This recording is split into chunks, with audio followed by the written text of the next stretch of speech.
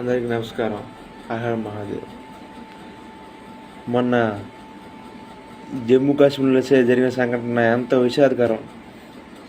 వాళ్ళని కఠినంగా శిక్షించాలి.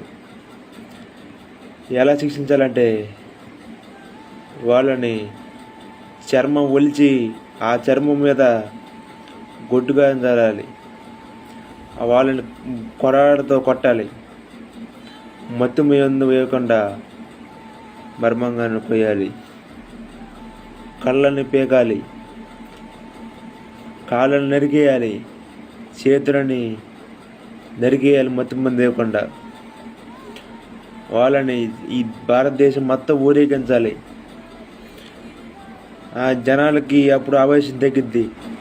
ఎవరైతే బాధితుల కుటుంబాలు మన బాధితుల కుటుంబాలు ఉండారో వాళ్ళకి అప్పించాలి. వాళ్ళ చేతుల్లోనే వాళ్ళు చంపాలి.